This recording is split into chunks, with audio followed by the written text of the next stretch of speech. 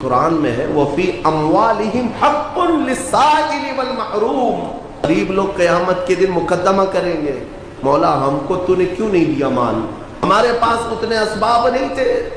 رب تعالیٰ فرمائے گا تمہارا مال بھی دیا تھا امیروں کے پاس، غریب کہیں گے انہوں نے تو ہمیں نہیں دیا، ان کے پاس میں نے تمہارا حق رکھا تھا، تو کہیں گے ہمارا حق تو انہوں نے دیا ہی نہیں، زندگی پر وہ خود کھاتے رہے۔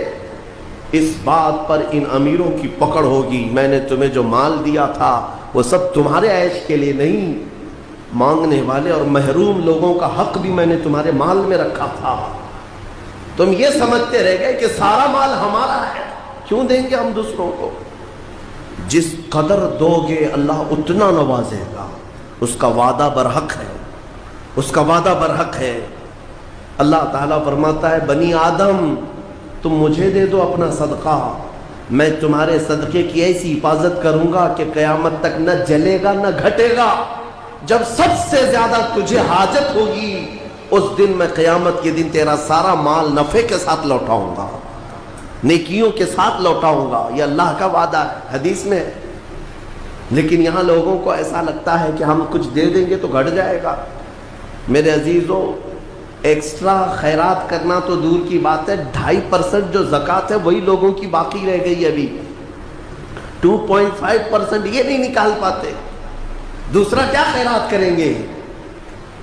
اللہ نے 97.5%، 97.5 آپ کے پاس چھوڑ دیا ہے کہ یہ سب مال تمہارا ہے، 2.5 خالی دے دو اللہ کی راہ میں، اس پر بھی لوگ سانپ کی طرح بیٹھے ہوئے ہیں، کتنوں کی تو زکوٰۃ نہیں نکلتی، ہیلے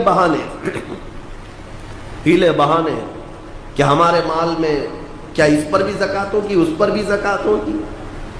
2.5% کے لیے کتنے بہانے آتے ہیں، لوگ اس قدر پوچھتے رہتے ہیں۔ تم جب رات کے وقت عیاشی کرنے کے لیے جاتے ہو تو کسی سے سوال نہیں کرتے کہ یہ مال اتنا دوں یا نہیں دوں، اتنے کی ہوٹل بازی کروں یا نہیں کروں، کسی سے نہیں پوچھتے۔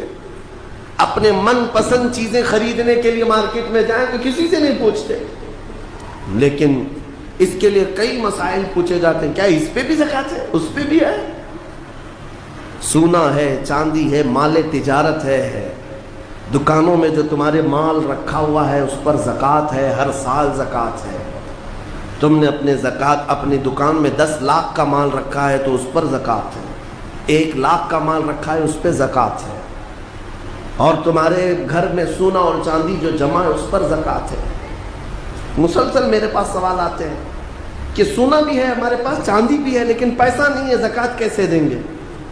میاں کیوں رکھے ہو پھر سونا چاندی، اس کو کاٹ کے دو زکوٰۃ، اگر پہننے کا اتنا شوق ہے تو پھر زکوٰۃ بھی دو، ورنہ یہ مال قیامت کے دن تمہارے گلے کا سانپ بنا جائے گا، اور قبر میں ایک سانپ اس پر مسلط کیا جاتا ہے جو زکوٰۃ دبا کر کے رکھتا تھا، وہ اس کی ناک کی ہڈی کو قیامت تک چوستا رہے گا وہ سانپ، اور وہ ہٹانے کی کوشش کرے گا میت کہ ہٹ جا، تو سانپ اس سے کہے گا کہ کیوں تو مجھے ہٹاتا ہے، میں تیرا وہی پسندیدہ مال ہوں جس کو تو دبا کے رکھتا تھا۔ یہ مال اژدہا اور سانپ کی شکل میں قبروں میں قیامت تک ہوگا۔ اپنے احساس کو زندہ کریں۔